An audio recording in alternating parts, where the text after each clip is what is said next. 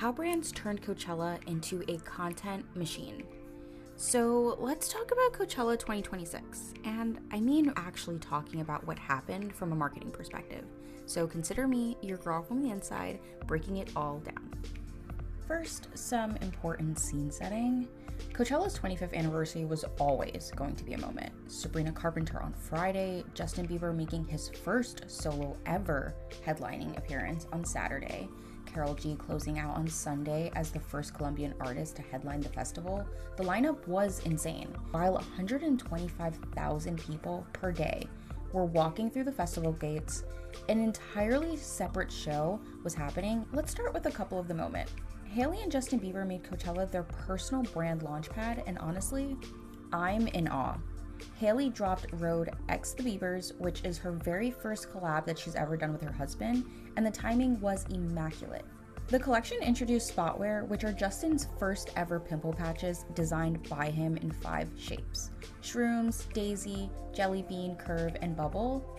There was also a caramelized banana lip treatment and a banana peel eye prep. The Coachella activation itself was a full interactive pop-up.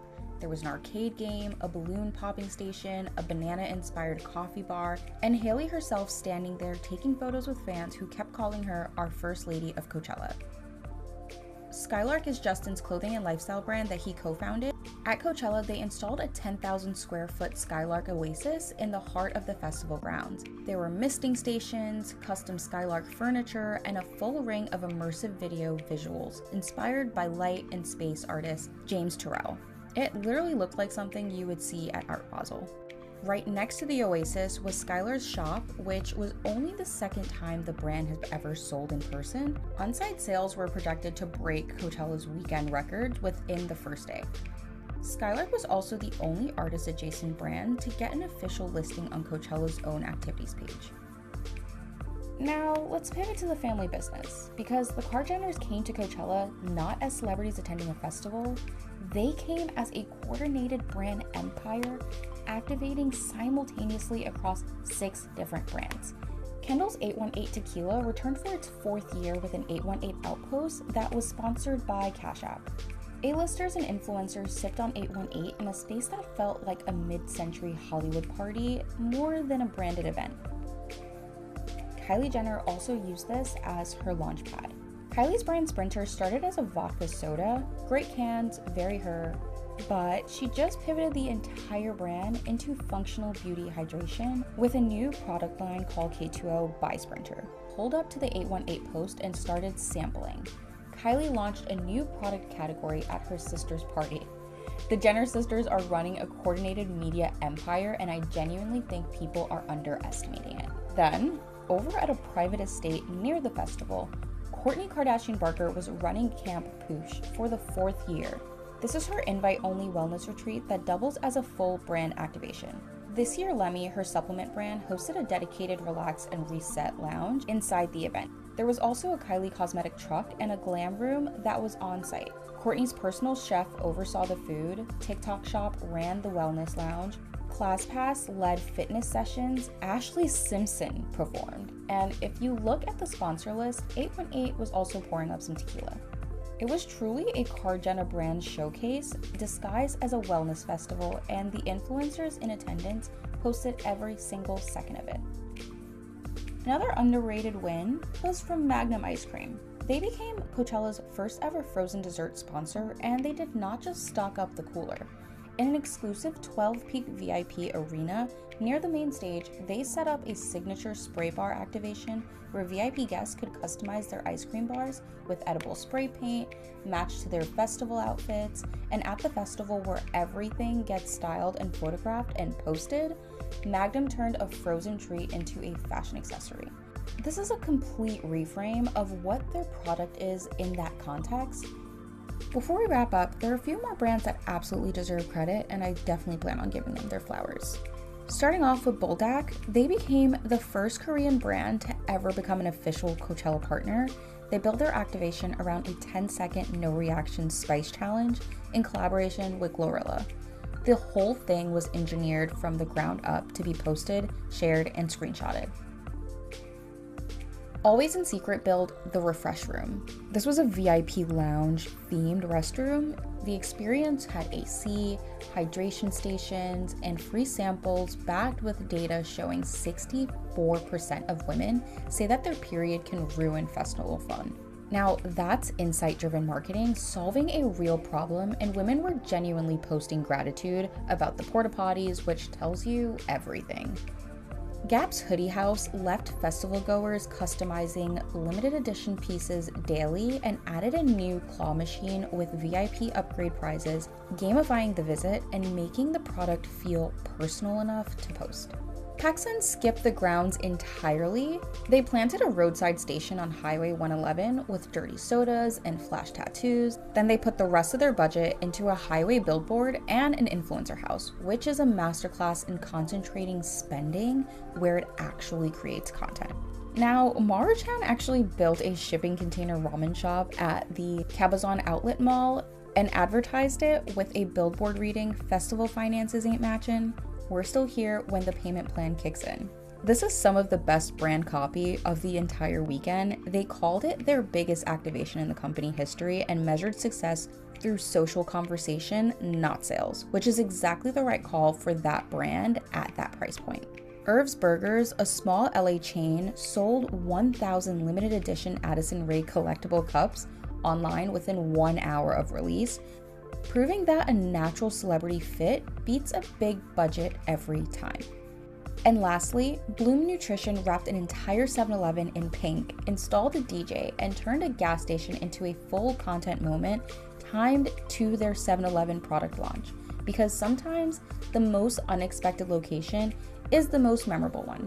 So here's what Coachella 2026 is actually handing you on a silver platter, and you need to pay attention because this applies to your brand right now, not just the festival. Let's talk platforms first, because the brands that dominated this weekend were not spreading themselves thin across every app. They picked their battles strategically. TikTok and Instagram Reels were the engines of discovery. Instagram stories handle the intimate behind the scenes, and YouTube became the long tail play where get ready with me videos and recaps kept brands alive in the conversations for days after the festival ended. The data backs this up too. TikTok's engagement rate sits at 5.3% versus Instagram's 1.9%, and 75% of advertisers say that TikTok influencers give them the best return on investment of any platforms. The takeaway for your brand should be you don't need to be everywhere. You really should just focus on being native to where your audience actually lives and to understand each platform and the fact that they serve as different funnels. TikTok gets you discovered, Instagram deepens the relationship, YouTube makes it stick, and brands used all three of them with intention when it came to Coachella, creating a content ecosystem rather than just a campaign. Now for timing and cadence, the biggest mistake I see brands make is treating a cultural moment like a one-day event. The brands that won on Coachella started 6 weeks out at minimum. Magnum announced their sponsorship and launched a sweepstake in February. Rode teased a Justin Bieber collab before anyone landed in the desert. Skylark have been building this world on Twitch since October, so by the time the festival arrived, the audience already had context and anticipation. So the activation was the payoff, not the introduction. You can apply this immediately to any cultural moment your brand wants to be a part of. Start seeding 6 weeks early, build anticipation with behind the scenes content in the 2 weeks leading up. Go hard in real time during the event, and then use the following 2 weeks to amplify the best performing organic posts with paid spend. That 4-phase cadence is what separates a brand that capitalizes on a moment from the one that just shows up to it. On UGC seeding and hashtags, the lesson from Coachella 2026 is pretty straightforward. The activation is the UGC strategy. Rode's arcade games, Skylark's Oasis, Magnum's Spray Bar. You just have to think of all of these ways that were designed from the first sketch to give people something to do on camera. UGC now outperforms brand-produced content in every measurable metric, and the data is not subtle about it. UGC-based ads generate 4 times higher click-through rates than traditional brand creative, and 82% of consumers say that they trust brands when UGC is included in their marketing. The branded hashtag is not the strategy, the moment is the strategy. Give people a genuine reason to create content, and the hashtag just becomes an organizational tool that makes it easy to find. Another key point is that on-site content production is where most brands underinvest in the infrastructure and wonder why their content looks thin. The brand that came out of Coachella 2026 with the richest content libraries had a minimum of 2 tracks running simultaneously on the ground. One team that was capturing planned content and then polishing off steps for recaps and long-form use. A second team that was operating on a post within the hour mandate, filming raw moments, getting them live before the window of relevance closed. Real-time responses were happening because someone on the ground was watching social, made a decision quickly, and had the authority to act without a 7-person approval chain. This is a team structure and a process decision, and you can build it for any event at scale. It's truly a non-negotiable. You do need at least one person on the ground who can shoot, edit, post from their phones without sending it back and forth with an agency or anyone else. Vertical videos shot on an iPhone and posted within an hour will outperform a produced studio asset every single time in a live event context. So the lesson really is this: you don't need a 10,000 square foot installation in the desert to execute the Coachella playbook. You just need a point of view that's genuinely aligned with a cultural moment your audience already cares about. You need creative that is designed to be experienced and documented, not just seen. You need a team with speed and authority to act in real time.